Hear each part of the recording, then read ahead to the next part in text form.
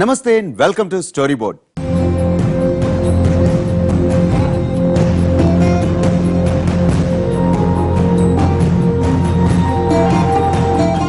ఈ ఏడాది తొలకరి ముందే పలకరిస్తుందన్నారు.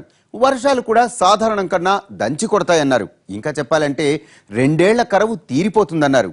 ఇవన్నీ విన్న అన్నదాతలు వానలు రాకముందే పండగ చేసేసుకున్నారు. ఇంతలోనే ఋతుపవనాలు కేరళ తీరాన్ని తాకాయన్నారు.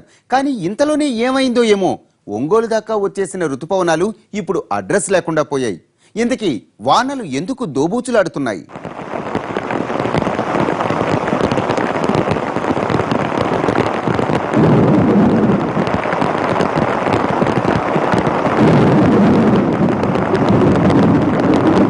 తొలి చినుకు మేఘాల రాగాల ఆలాపనలో వినిపించే ఋతురాగపు తొలి పిలుపు.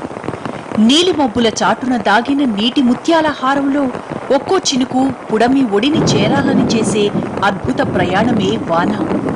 మేఘాలలో దాగిన తొలి చినుకులు చిరుసవ్వడి చేస్తూ వేసవితో అలసిన పుడమిని ముద్దాడే వేళ ఈ పుడమికే పునర్జన్మ వచ్చినట్లుంటుంది.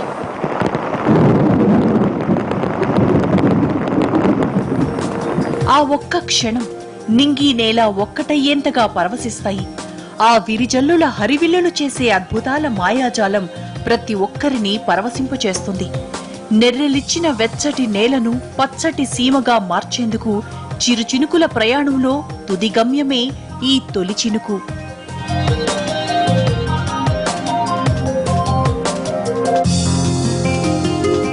ఈ చిరుచినుకుల సుమాహారం పుడమిని తాకేటప్పుడు నేలతల్లి వెదజల్లే సుమగంధం.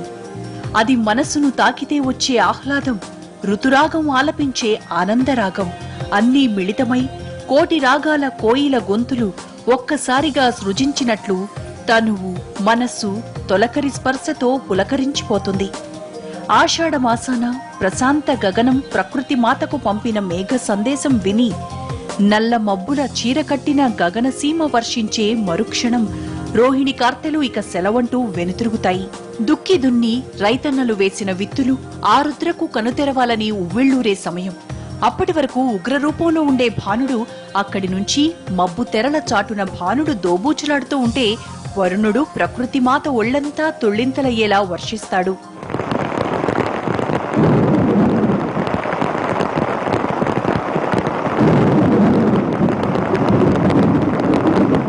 కానీ ఈ ఋతురాగం ఈ ఏడాది బాగా ఆలస్యమయ్యేలా ఉంది. నిజానికి గత 2 ఏళ్లుగా భూమి మీద అలిగినట్లు వరుణుడు తన కరుణే కురిపించటం మానేశాడు. ఎల్నినో ప్రభావంతో దక్షిణాదికి ముఖం చాటేశాడు. కానీ ఈ ఏడాది మాత్రం అలా కాదని, సాధారణం కన్నా ఎక్కువ వర్షపాతమే కురుస్తుందని మండు వేసవి వెళ్లకముందే వాతావరణ శాఖ బల్లగుద్ది మరీ చెప్పింది. ఈ వార్తతో వర్షం వచ్చినంత ఆనందపడ్డారు ప్రజలు. ఇంతలోనే మరో వార్త, ఈ ఏడాది తొలకరి కాస్తంత ముందుగానే పలకరిస్తుందని ఇంకో వార్త చెప్పారు. ఆహా, ఏమి మా భాగ్యము అని అనుకున్నారంతా. ఆ మర్నాడే ఇంకో ప్రకటన, అనుకున్న సమయానికే ఋతుపవనాలు తీరం దాటుతాయన్నారు. ఆ తర్వాతి రోజు నిర్ణీత కాలానికి ఒకరోజు ముందే మేఘమాలికలు వచ్చేశాయి అన్నారు. కేరళ తీరం తాకాయన్నారు. ఆ మర్నాడే తీరం దాటాయన్నారు. కేరళ దాటి ఒంగోలు వరకు వచ్చేశాయన్నారు. ఈ మాట చెప్పి ఇప్పటికీ 10 రోజులు దాటింది. కానీ ఇప్పటికీ తెలుగు రాష్ట్రాల్లో ఒక్క చుక్క రాలితే ఒట్టు.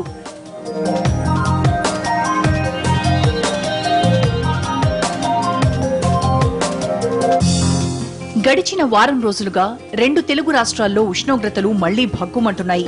కొన్ని చోట్ల సాధారణం కన్నా 4 నుంచి 5 డిగ్రీలు ఎక్కువ నమోదయ్యాయి. ఇంకొన్ని జిల్లాల్లో వేసవి తలపించే రేంజ్లో మండిపోయాయి.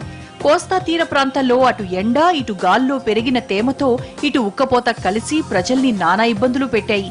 మొత్తంగా ఓ రోజు ముందే వస్తాయనుకున్న వర్షాలు కాస్త 3 వారాలైనా ముఖం చాటేయడంతో ఇప్పుడు ప్రజలు అల్లాడిపోతున్నారు.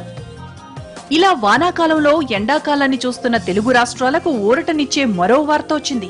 మరో 24 గంటల్లో ఏర్పడనున్న ఆవర్తన ద్రోణితో విస్తారంగా వర్షాలు కురుస్తాయని వాతావరణ శాఖ చెబుతోంది. ఇది క్రమేపీ బలపడి అల్పపీడనంగా మారే అవకాశాలున్నాయని, దాంతో రాగల 72 గంటల పాటు వర్షాలు కురుస్తాయంటున్నారు. అంతేకాదు, ఇప్పటి వరకు ఒంగోలు వరకే పరిమితమై ఆగిపోయిన ఋతుపవనాలు కోస్తాతో పాటు తెలంగాణ అంతటా విస్తరిస్తాయంటున్నారు.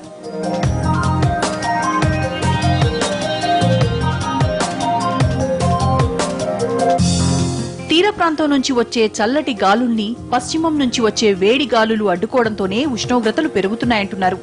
అందుకే వానలతో చల్లబడాల్సిన ఈ కాలంలో ఇంత భారీ ఉష్ణోగ్రతలు పుడుతున్నాయన్నారు. ఇలా భూమిపై గాలులు సముద్రం వైపు వెళ్తుండడం కూడా రుతుపవనాల రాకను అడ్డుకుంటోందంటున్నారు. మరో 2 రోజుల్లో వర్షాలు కురిస్తే ఉష్ణోగ్రతలు సాధారణ స్థితికి చేరుకుంటాయన్నది వాతావరణ శాఖ అధికారుల అభిప్రాయం. మొత్తానికి వర్షాలు పడతాయి. ఈ వేరియబిలిటీ అనేది అప్పుడున్న ఏ ఫ్యాక్టర్స్ దాని మీద వర్షాన్ని ఇవ్వడానికి అనుకూలంగా ఉంటే దాని మీద ఆధారపడి ఉంటుంది. అదే మనకు కెమిస్ట్రీ, ఫిజిక్స్ లాంటి కంట్రోల్ ల్యాబ్లు అయితే ఒక రకమైన వాతావరణ ఎన్విరాన్మెంట్ క్రియేట్ చేసి వచ్చే రిజల్ట్ కూడా ఎప్పుడు ఒకలాగానే ఉంటుంది.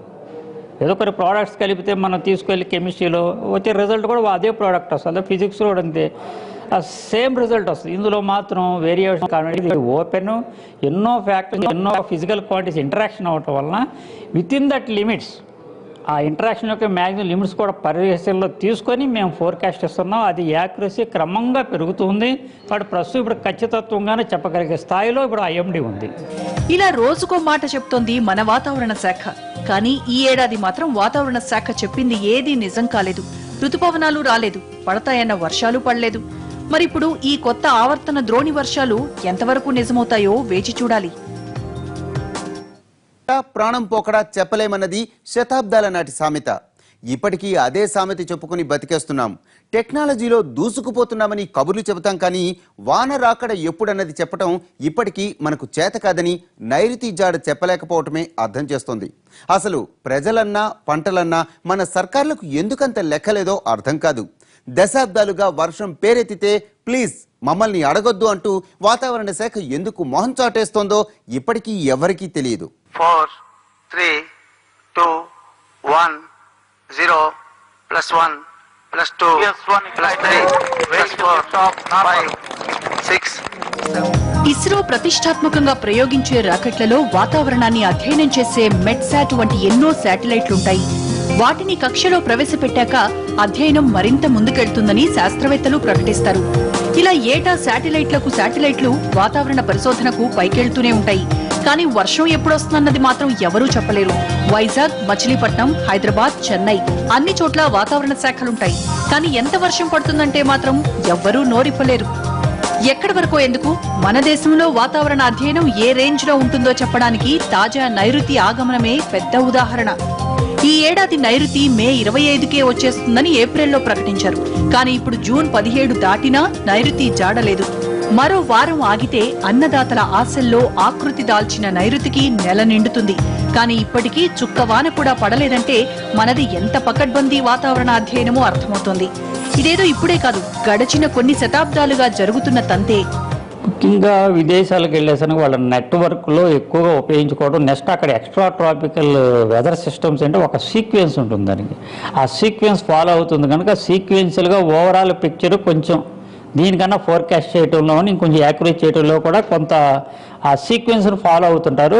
దాదాపు ఆ సీక్వెన్స్లోని ఈ వెదర్ సిస్టమ్స్ యొక్క ఎఫెక్ట్ అంటే భారీ వర్షాలు, వరదలు రావటం, అదే ఆ సమాచారాన్ని కూడా ఏ ప్రాంతంలో వరదలు వస్తున్నాయో ఆ ప్రాంతంలో ఎస్ఎంఎస్లు గంట ముందుగానే వెళ్ళిపోతుంది. కాబట్టి ఆ వ్యవస్థ ముందు కూడా మన దేశంలో కూడా ఎఫెక్ట్ అయ్యే ప్రస్తుతం ముందుగా ఎస్ఎంఎస్ వెళ్ళే రీతిలో ఇప్పుడు తయారవుతున్నాయి. కొన్ని ప్రాంతాలకు ఆల్రెడీ అగ్రికల్చర్ పరిధిలో కొంత రైతులకు వెళ్తున్నాయి. ఇక ముందు అన్ని వెదర్ కండిషన్స్ కూడా ప్రజలకు వెళ్ళేట్టు చూస్తాం. విదేశాల్లో వెదర్ రిపోర్ట్ చూశాకే అడుగు బయట పెడతారు. అక్కడ ఫలానా టైం నుంచి ఫలానా టైం వరకు వర్షం కురుస్తుందని ప్రకటిస్తే ఖచ్చితంగా అదే టైంకి వర్షం కురుస్తుంది. అంతలా వాళ్లు ప్రకృతిని కంట్రోల్లో పెట్టుకోలేదు. దాని గమనాన్ని అనుక్షణం ఖచ్చితంగా అంచనా వేస్తూ వచ్చారు కాబట్టే అది సాధ్యమైంది. కానీ మన దగ్గర మాత్రం మేఘాలు కనిపించాకే గొడుగు పట్టుకుంటారు. అంతేకాదు, వాతావరణ శాఖ చెప్పిన దానికన్నా భిన్నంగా జరిగిన సందర్భాలే ఎక్కువ. పైగా హఠాత్తుగా విరుచుకుపడే గాలివానలు, అవి సృష్టించే బీభత్సాలు కూడా మనకి కొత్తేం కాదు. ఈ వేసవిలో 3 సార్లు హఠాత్తుగా గాలివానలు హైదరాబాద్ను ముంచెత్తాయి. కానీ ముందస్తు హెచ్చరికలు మాత్రం ఒక్కసారి లేవు.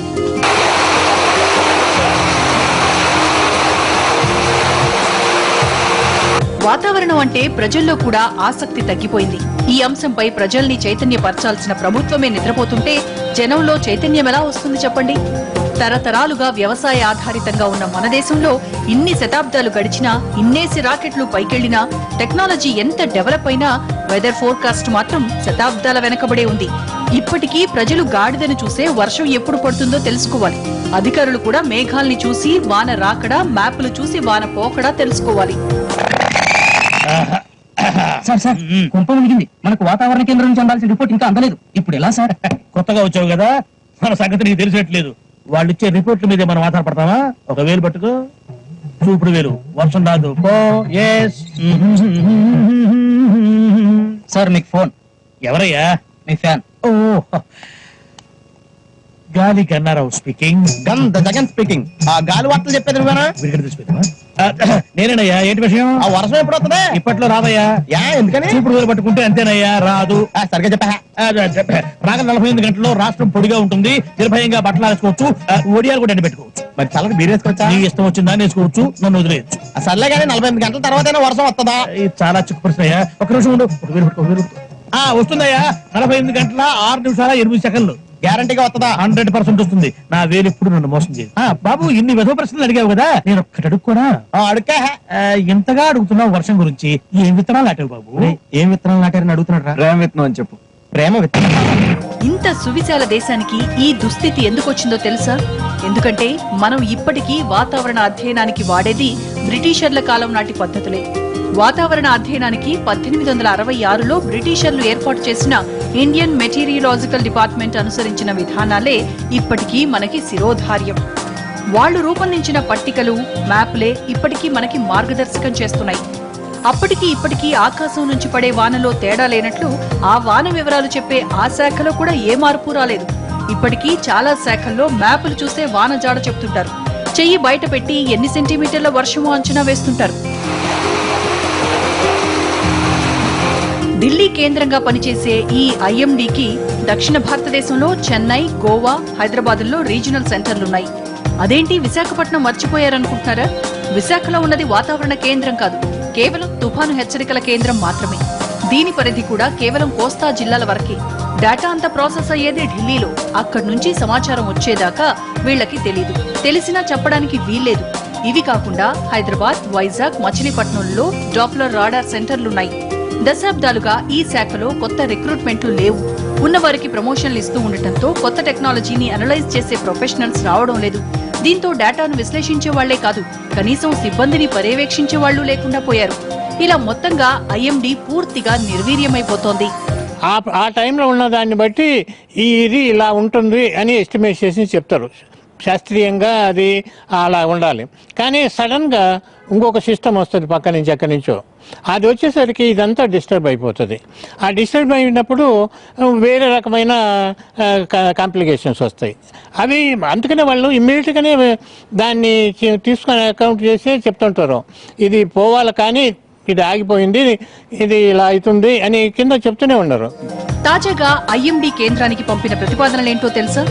జస్ట్ 400 కోట్లు విలువ చేసే ఓ సూపర్ కంప్యూటర్ కోసం ఆర్డర్ పెట్టమన్నారట. ఈ సూపర్ కంప్యూటర్ వస్తే ఇక నుంచి దేశవ్యాప్తంగా వాతావరణానికి సంబంధించిన అంశాలన్నీ 99% పక్కాగా అంచనా వేయొచ్చని చెప్తున్నారు. ఈ సూపర్ కంప్యూటర్ ను శాటిలైట్ డేటాను నేరుగా కనెక్ట్ చేస్తే అదే వాతావరణాన్ని అనలైజ్ చేసి ఋతుపవనాల గమనాన్ని, వర్షం వచ్చే సమయాన్ని, కురిసే సమయాన్ని, పడే తీవ్రతను ఖచ్చితంగా అంచనా వేసి చెప్తుందని వారి నమ్మకం. అంటే ఇక్కడ మనం అర్థం చేసుకోవాల్సింది ఒకటే, ఇప్పటి వరకు మన ఐఎండీ చెప్తున్న అంచనాలన్నీ ఆ పాతకాలపు అల్గారిథంలపైన, పాత పట్టికలపైన ఆధారపడినవే తప్ప శాస్త్రీయంగా ఖచ్చితంగా అంచనా వేసినవి కావు.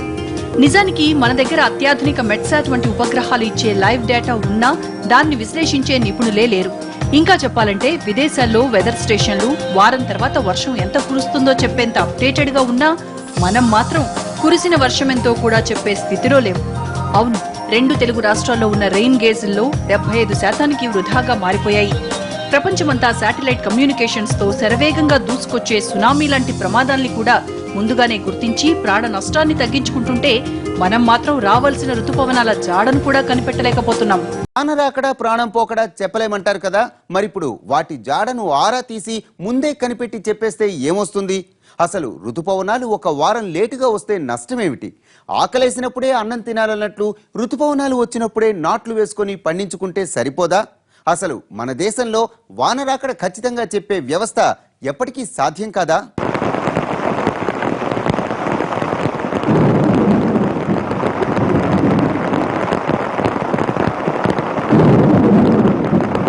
వేల ఏళ్లుగా మన దేశాన్ని పాడి పంటలతో సస్యశ్యామలం చేస్తున్న రుతుపవనాల ప్రయాణం లక్షల ఏళ్ల కిందటే ప్రారంభమైంది. 50,000 ఏళ్ల కిందటే ఇండియానా ప్లేట్, దక్కన్ ప్లేట్ ను ఢీకొన్న తర్వాత రుతుపవన చక్రం ప్రారంభమైంది. వాతావరణ చక్రం ప్రకారం మే 24 కల్లా అండమాన్ తీరాన్ని తాకాలి. అక్కడి నుంచి 4 రోజుల్లో కేరళ తీరాన్ని తాకి నెమ్మదిగా వారానికి తెలుగు రాష్ట్రాల్ని పలకరిస్తాయి. అంటే వాస్తవ లెక్కల ప్రకారం మే 6, 7 తేదీల్లో తెలుగు రాష్ట్రాల్లో ఋతురాగం పల్లవించాలి.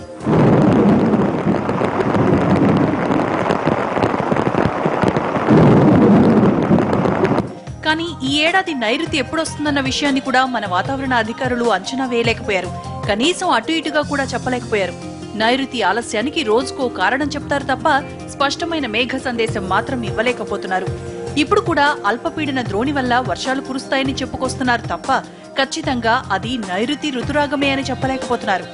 మన దేశంలో వాతావరణం ఇలా ఉంటే విదేశాల్లో వెదర్ ఫోర్కాస్ట్ కి ఎంతో ప్రాధాన్యం ఇస్తారు. అక్కడి మెటీరియోలాజికల్ డిపార్ట్మెంట్ అధికారులు ఎప్పటికప్పుడు అత్యాధునిక పరికరాలతో దేశవ్యాప్తంగా పరీక్షలు చేస్తారు. శాటిలైట్ల డాటాను ప్రతి క్షణం అనలైజ్ చేసి వారం ముందుగానే వెదర్ ను ఫోర్కాస్ట్ చేస్తారు. ఆ డేటా ఆధారంగా అక్కడి ఛానళ్లు వాతావరణ వివరాలు అందిస్తాయి. కానీ మన దగ్గర ఇలాంటి వ్యవస్థను ఊహించడానికే కష్టం. ఎందుకంటే ఇక్కడ మీడియా వార్తలు చూశాక గానీ వెదర్ డిపార్ట్మెంట్ కు తుఫాన్లు వస్తున్న విషయం తెలియదు. మరి ఇప్పుడు నైరుతి ఋతుపవనాలు సాధారణంగా ఉత్తరాంధ్ర రీజియన్కి 9వ తారీఖుల వల్ల వస్తాయండి. మనకి 1వ తారీఖునేమో కేరళని తాకుతాయి. ఇప్పుడు 1వ తారీఖున కేరళని తాకిన ఋతుపవనాలు మెల్లిగా 5వ తారీఖు కల్లా రాయలసీమలో ప్రవేశించి 9 కల్లా కొంచెం ఆంధ్రాలో, ముఖ్యంగా ఉత్తరాంధ్ర విశాఖపట్నానికి ఫస్ట్ ట్రైన్స్ ఇస్తాయి. ఇది అప్పుడు అలా జరగటం లేదు. అంటే ఇంకా నైరుతి ఋతుపవనాలు కేరళని తాకిన దాఖలాలు ఎక్కడ కనిపించట్లేదు మనకి. అంటే ఆ విధంగా దాని మూలాన్నే ఈ ముందునున్న ఈ వాతావరణం అంతా. వ్యవసాయ ఆధారిత దేశంలో వాతావరణానికి ఎంతో ప్రాముఖ్యం ఉండాలి. కానీ మన అధికారులకు మేఘాల్లో రకాలే తప్ప ఆ మేఘాల వేగాలు, అవి ఎప్పుడు వర్షిస్తాయో అన్న వివరాలు తెలియదన్నంత అమాయకత్వం కనిపిస్తుంది. సకాలంలో వానలు పడకపోతే మేఘమథనం అని హడావిడి చేసే అధికారులు తుఫాను ముంచుకొస్తున్నా ముప్పును గుర్తించలేనంత అధ్వాన స్థితిలో ఉన్నారని చాలాసార్లు రుజువైంది. నిజానికి అన్నదాతలు మృగశిరలో దుక్కి దున్నాలి. రోహిణిలో మొత్తం దుక్కులన్నీ పూర్తి కావాలి. ఆరుద్ర వచ్చేసరికి విత్తనాలు పడి మొలకలు కూడా రావాలి. కానీ ఈ ఏడాది నైరుతి ముఖం చాటేయడంతో అన్నదాతల కాలచక్రం అంతా తారుమారైపోయింది. ఇప్పటికే మొదటి 2 కార్తెలు దాటెళ్లిపోయాయి. ఇటు ఆరుద్ర కూడా దగ్గర పడుతోంది. అంటే మొలకలు రావాల్సిన సమయం దగ్గర పడుతున్నా నాగలి మాత్రం ఇంకా దుక్కుల పక్కకే వెళ్లలేదు. మొత్తంగా ఈ ఏడాది కూడా కరువుకి కొనసాగింపులాగానే ప్రకృతి వెక్కిరిస్తోంది. మారాలా అనేది కాదు, మనము ఎన్ని మారినా కూడా అది ఆ సిస్టమ్ పక్కన మొత్తం ఇంటిగ్రేటెడ్ సిస్టమ్ రావాలి. ఇప్పుడు సడన్ మనం బే బెంగాల్, అరేబియన్ సీ చూసుకుంటాం, లేకపోతే హిందూ మహాసముద్రం చూస్తాం. దీనికంటే ఇంకా అవతల నుంచి అక్కడ ఏదన్నా జరిగిందనుకో ఆ మూమెంటు దీన్ని ఎఫెక్ట్ చేస్తుంది. అవన్నీ అవి సడన్గా వచ్చేవి. ఇవి మనం ఏమంటే ఈ కండిషన్ బట్టి మనం ఫోర్కాస్ట్ ఇస్తాం. ఈ ఇచ్చిన ఫోర్కాస్ట్ సడన్గా దానివల్ల పక్క సిస్టమ్స్ వల్ల మాడిఫై అవుతుంది. మనకు ఒక ఉదాహరణ వెస్టర్న్ డిస్టర్బెన్స్ అని. ఆ వెస్టర్న్ డిస్టర్బెన్స్ వచ్చినప్పుడు ఎన్నో రకాలుగా మార్పులు వస్తాయి. భారత్ లాంటి వ్యవసాయ ఆధారిత దేశానికి వాతావరణ శాఖ అత్యంత పటిష్టంగా ఉండాలి. కానీ ఇక్కడ అందుకు పూర్తి విరుద్ధంగా పనిచేస్తుంది. వాతావరణ శాఖ ఉద్యోగం అంటే ఏడాదిలో 3 నెలలు వర్షాలు పడ్డప్పుడే పని అనుకునే రకాలు మనవి. ఎన్ని విపత్తులు వచ్చినా, ఎంతమంది చచ్చినా మనకు తెలిసి రాదు, వాళ్లకు తెలివి రాదు. ఇప్పటికీ రైతులకు వాతావరణం గురించిన స్పష్టమైన సమాచారం ఇవ్వడం మన వాతావరణ శాఖకు సాధ్యం కావడం లేదు. ఒకవేళ దయతలచి ఇచ్చినా అది చేరాల్సిన ప్రజలకు మాత్రం చేరడం లేదు. అధికారుల్లో ఎక్కువ మంది పాతకాలం నాటి స్కేలు కొలతలకి, వేలు పట్టుకుని చెప్పే అంచనాలకు అలవాటు పడ్డ గాలిగన్నారావులే తప్ప శాటిలైట్ అనాలిసిస్ లో అందిపుచ్చుకునేవారు అంతంత మాత్రమే ఉన్నారన్న విమర్శలు వినిపిస్తున్నాయి. అందుకే శతాబ్దాలుగా గాడిద అరుపులే మన రైతులకు వాన రాకడ చెప్పే కొలమానాలవుతున్నాయి.